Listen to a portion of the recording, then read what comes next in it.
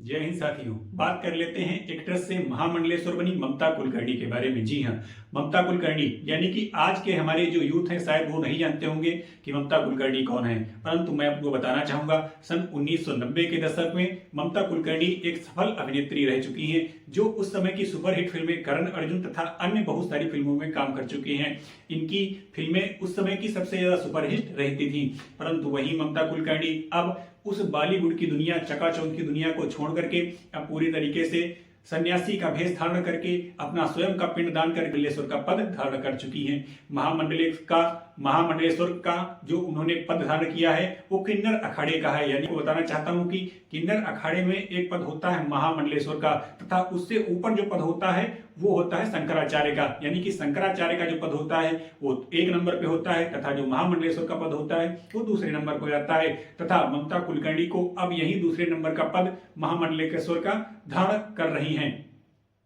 सनातन धर्म की अपेक्षा किन्नर अखाड़े का जो ये पद है पूरी तरीके से नियमों से अलग है, और ममता कुलकर्णी को ऐसा क्या लगा कि जो अब वो बॉलीवुड की इंडस्ट्री को छोड़ करके, अपनी वहां की चकाचौंध की दुनिया को छोड़ करके, पार्टी वाली जिंदगी छोड़ करके, मौज मस्ती की जिंदगी छोड़ करके अब सन्यासी जीवन ग्रहण कर रही हैं। आपको बताना चाहते हैं, कई बार अपने पति से लेकर के कई बार मामलों में विवादों में आ चुकी हैं। हालांकि इनके पति ड्रग्स तस्कर विक्की गोस्वामी माने जाते हैं। ड्रग्स तस्करी में इनके पति विक्की गोस्वामी कई बार जेल में जा चुके हैं, और उससे जब भी रिलेटेड सवाल मीडिया ने इनसे पूछा, उनके मीडिया के सवालों से ममता कुलकर्णी बचती हुई नजर आई। परंतु वही ममता कुलकर्णी अब सारी बैराग धारण कर चुकी हैं और अपनी चकाचौंध तथा लाइटिंग और पार्टी की दुनिया को छोड़ करके अब महामंडलेश्वर का पद धारण कर चुकी हैं। अर्थात आपको हम ये भी बताना चाहेंगे कि महामंडलेश्वर का जो पद होता है वो क्यों धारण कर रही है, और ये किन्नर अखाड़े से ही क्यों धारण कर रही हैं। यानी कि सनातन धर्म के अन्य अखाड़े और किन्नर धर्म के जो अखाड़े हैं इनमें क्या नियम अलग हैं, और अब इस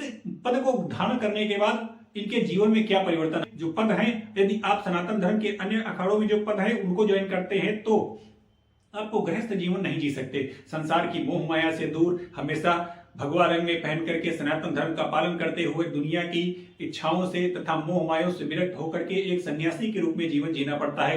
परंतु ठीक इसके विपरीत जो किन्नर अखाड़े के महामंडलेश्वर का पद है, इसमें आपको गृहस्थ जीवन छोड़ना नहीं है। यानी कि जो ममता कुलकर्णी है महामंडलेश्वर होते हुए भी गृहस्थ जीवन नहीं छोड़ सकती। यानी कि अपने दुनिया के भोग विलास, जो भी दिनचर्या के काम हैं, अपना चाहे पार्टी करना हो, घूमना हो, फिरना हो, और किसी भी तरीके की वेशभूषा में रहना हो, ये महामंडलेश्वर रहते हुए भी कर सकती हैं। आपको बताना चाहते हैं कि महामंडलेश्वर का पद किन्नर अखाड़े में इसी तरीके से माना जाता है कि यानी कि आप जो दैनिक दिनचर्या है उसको नहीं भूलिए। आप किसी भी तरीके से पार्टी करिए, ऑफिस जाइए, कमाइए, दफ्तर जाइए, हर तरीके की छूट प्रदान है महामंडलेश्वर के पद में, किन्नर अखाड़े में। इसी को धारण करते हुए अब ये सनातन धर्म का जो है प्रचार करेंगी और अपने शिष्यों को दीक्षा देंगी तथा सनातन धर्म को आगे ले जाने में क्या काम करेंगी। क्या हम आपसे याद जानते हैं कि एक तरफ की ममता कुलकर्णी यानी कि कहां बॉलीवुड की चकाचौंध की दुनिया और पार्टी करने वाली जिंदगी, वहां से बैराग लेकर के अपने जीवन में इन्होंने बहुत कुछ देखा।